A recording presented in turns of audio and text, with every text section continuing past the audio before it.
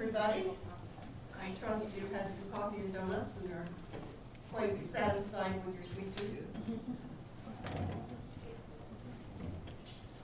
Right now, we're going to talk about sending the message out.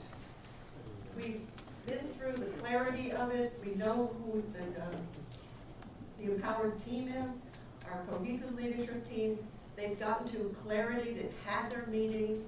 They've got the message down, they think, that's going to go down and be rolled down to all of the people. So, how do we do that? Is it just a simple email? Doesn't that work? Oh, it went to your spam folder. Over-communicating clarity is vital to the success of the organization. And we like to call it, as Lencioni does, it's cascading communication, meaning it's going down all the way to the janitor, as Mr. Cathy did. And the message is clear and concise, and it has to go laterally and maybe even upward. Just because it starts at the top doesn't mean that you can't also have messages go back up to the top for questions, clarity, suggestions, so that cohesive team needs to be open to listening for that communication coming from the bottom up. And you can't over-communicate the message. Why do you think some people, some leaders, send the message out and think once is enough? They're D's. Yes, they're IDs. Sometimes they think, well, if I keep saying this over and over and over, I'm just going to bore the people. Sometimes they're just not going to say it over and over and over because of their own ego. Well, I did it right the first time.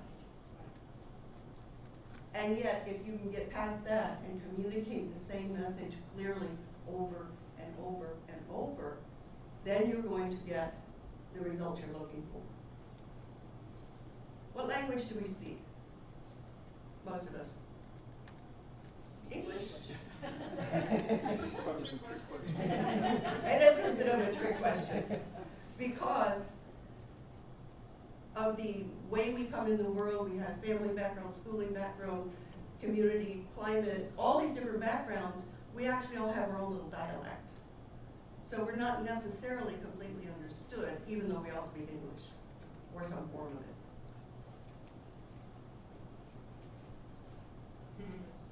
Who's on first? What's on second? I don't know's on third. That's what I want to find out. I want you to tell me the names of the fellows on the single team. I'm telling you, who's on first? What's on second? I don't know's on third. Do you know the fellow's name? Yes. Well, then who's playing first? Yes. I mean the fellow's name on first base. Who? The fellow playing first base for St. Louis. Who? The guy on first base. Who is on first?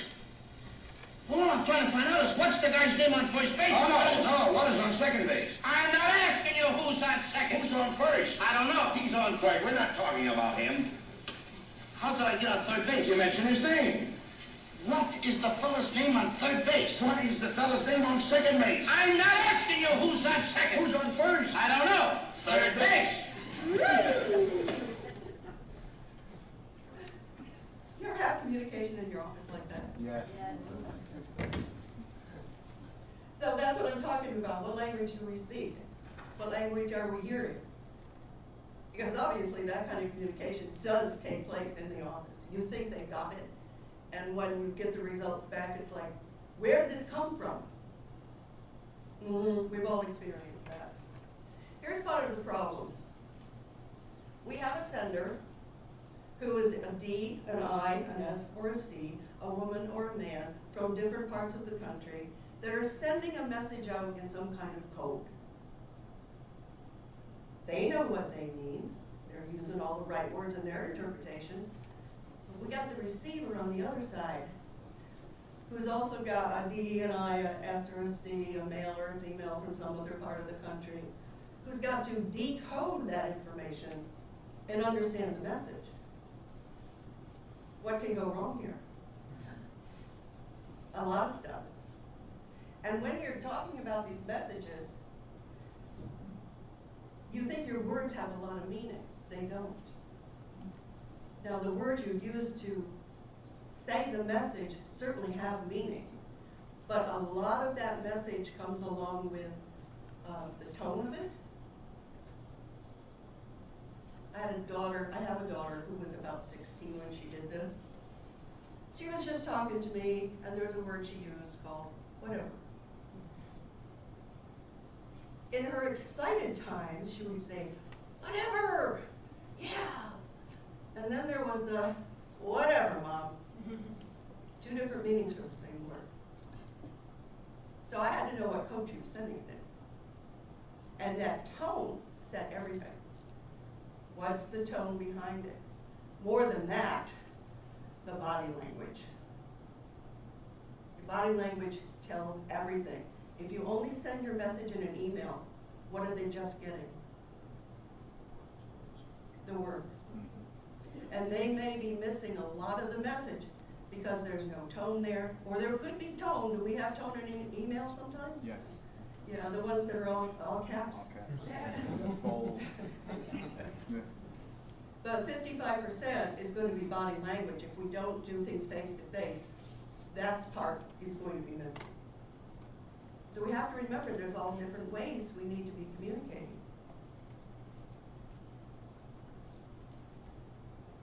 As marketing requested it, as sales ordered it, as engineering designed it, as it was manufactured, as the plant installed it or the plant shipped it, but this is what the customer wanted. Lack of communication. Lack of clarity. Obviously, the marketing people were not aligned with what the customer wanted, nor was anybody else on that team. So this communication cascade that we're talking about has some requirements. That the message is clear and consistent, and that same message goes out in a variety of ways all the way through the organization. Up, down, sideways. It should be somewhat short and in a consistent time frame. You say, we're going to get the message out, and it's all going to be out and delivered by this time, so we can do our follow-up. So there's some time frame, some goal around getting that message out. And Lencioni recommends 7 repetitions of the same message. Why 7? It's, in his experience, it takes 7 different listenings or presentations of the message for it to be inside that person, for them to really own the message. So we're going to talk here about how many different ways can we deliver it so that the message does get around there at least 7 times. Because when the employees get it, they are now fully engaged. Engaged employees need to be well informed. If they're not, they won't remain engaged. They'll be confused. The last thing we need is confused employees.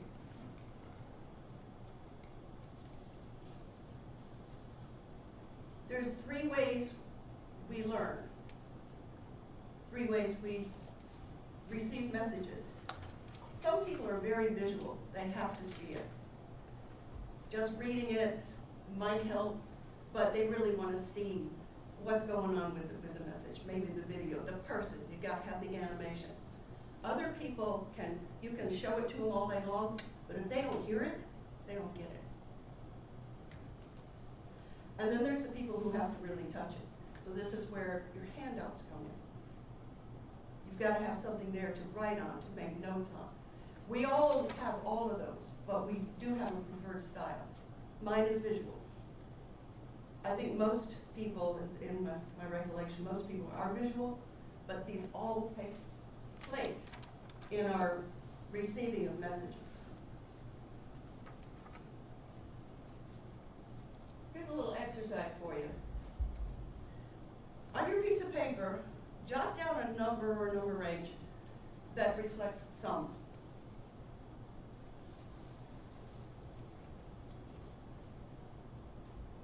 Now, few.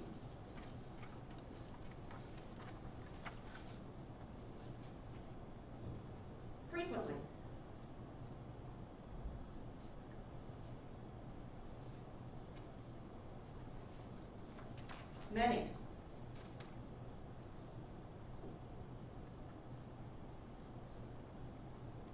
Always.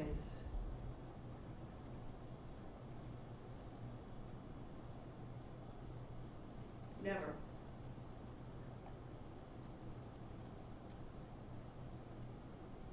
Do you think you all put down the same numbers? Do you think if we communicate with some of these words, we're going to be a little less clear? What did you have for always? Hmm? Two? What did you have for always? 365. 365, okay. Anybody else? Seven. 10. It's all up to the interpretation of the person. How about never? Zero. Is it always never? Is never always zero? Yeah. It depends. As my friend Marcia says, it depends. But we need to be very, very clear in our communication. Using these kinds of words can leave all kinds of different interpretations, as we've just seen in here. So when that cohesive leadership team is writing a message for clarity, you need to do your due diligence around the words and make sure the words do specify what you want out there in that message.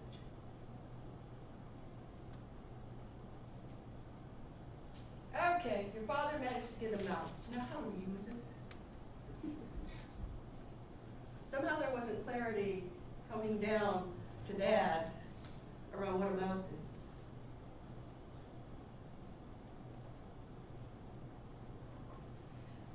As Chris was saying in his presentation on clarity, a lot of times you get to the end of that meeting and people walk out and really don't know what just happened here because nobody's really recapped it and made sure that the message is understood. So recapping this at the end and making sure that everybody really has the same understanding of that message so that then when they walk out, they can deliver that very message to their team leaders. Those team leaders get that very message down to their staff, and it rolls and cascades all the way down. You've got to make sure walking out of that meeting that everybody has the same message. And then agreeing on the communication methods. What are some communication methods that we could use? There's a large variety. What do you think the best one is? Telephone. It depends. However, belly to belly is best. If you can get face to face with these people, that is the best way. In this world, can we always do that? No. What are some other options? Webinars? You're still face to face. If you can set it up somehow, so you're still face to face. If you can't do that, at least the teleconference. You've got to have a place for these people to ask questions. And you need all the other methods as well. Again, we've got auditory, visual, and kinesthetic. We need all the ways to get it out there. David gave us a nice overview of DISC, and these styles also need to be taken into consideration when you're crafting the message. There's a number of different personality profiles that can be done out there. Whichever one is used, you still need to think about these same things. Some of us have done MBTI, Myers-Briggs. David Kiersey took that information, made it simpler into the 4 temperaments of the Kiersey sorter. There's another one called the Hogan assessment, looks for your strengths and derailers. And of course there's DISC. This is the one that is so portable, it's the one that we like to use. So how does DISC apply to communicating the message? We'll take your D person, our Ds. They're dynamic. If you can find a word that starts with D, it's going to describe these people many times. Dynamic, drivers and doers. They're demanding, sometimes even defiant. You take your strength to the next level, you can make that a weakness. Domineering, dogmatic, and they are fast-paced. So the message for them needs to be concise and direct. They don't want the fluff, just tell me what I need to know. Unfortunately, your eyes love the fluff. They want to have it softer, less direct. If you get a really blunt message in front of an I person, it works really well for the D, and the I's going, well, that was blunt. Because they're not going to receive it well. They're not going to receive the bluntness in the manner in which they hear. These people are inspirational, influencing, just impressive people, and many times very interesting people. But they do want more of the story. These are the kind of people that are going to want to know, how's your day going? How's the dog? I heard you took the dog to the vet. How's the dog doing? They're going to want to know this kind of stuff. And all the facts and directness of that first message may not communicate very well with them. They need more warmth. Still concise, they're fast-paced, but let's keep it warm. So those are two things almost in opposite, but we still have to get into this message. Your S, these are more reserved people. They're, again, steady, stable, supportive. They need security. They need to know in this message that when I follow these guidelines, I'm going to be supported, I'm going to be secure, it's going to be on a steady pace. So how the message comes out to them needs to include that kind of stuff. And then, of course, we've got our C's. I need facts. I'm careful, I'm cautious, I'm calculating, I'm a critical thinker. You give me a short, sweet message, I'm going to go, where are the facts? Well, how much can you put into one message? So the C's need a pathway to get to the facts. Maybe it's not in the outgoing message itself, but for more information you can go to, so that they've got a resource for those facts. So how are you going to put all of this together in one well thought out message? It takes a lot of creativity. It takes a team to write the message that everybody's going to hear. And maybe you put it out in different ways. When you're in a face-to-face and you've got all your different styles there, they can ask you questions. That's why the face-to-face is the best way. And you've got people who need to read it, so you gotta have your memo, your email. Maybe you got posters for those really visual people. Go ahead. I'm hearing part of what you're saying is the importance of having a diverse team, so that you can, if you have a team of all Ds who are communicating messages to a broader, they're not going to be as good at constructing the message. I'm hearing a lot of diversity. Absolutely diversity on the team. And on that cohesive leadership team, you need that diversity. You know, if you have all eyes, you're going to have a whole lot of fun, but you're never going to get anything done. And if you have all these, the message is going to be so direct that the S's and the I's are going to go, whoa, what happened here? Don't they like me anymore? Because those are the people. So there's a lot to think about in simply sending out a message of how do we behave in our organization. Because it's going to be received in so many different ways. Lots to think about there. So, when you are crafting the message, you need to consider the wording that is going to meet the needs of the varying temperaments. Not overkill, guys, but also not so direct that your warm and friendly people would be offended. So you have to be a little bit careful with your wording. Make additional details available to those who need it. Put it out in various ways. And this is one I hadn't thought about until somebody mentioned it recently. Most companies have Facebook. A lot of companies have a Facebook account. So use your social media, meetings, email, posters, conference calls, webinars, and social media. if that's what your company uses. Repeat it at least 7 times in various ways. Make sure there's room for follow-up questions in some manner.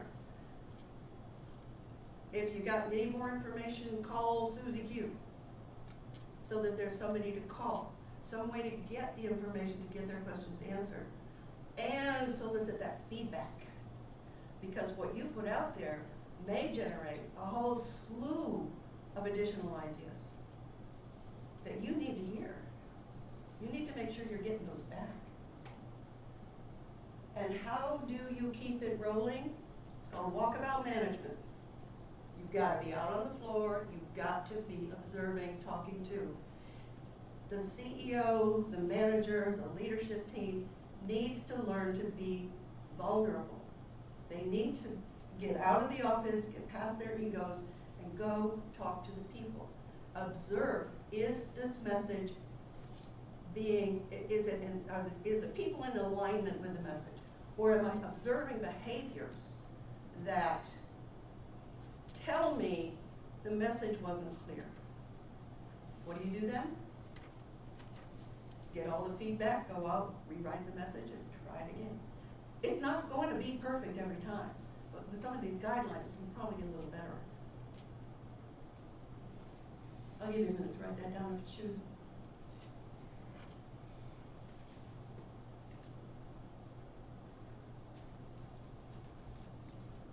Had anybody heard the term walkabout management before? Is that management by walking around? Is that Yes. the thing?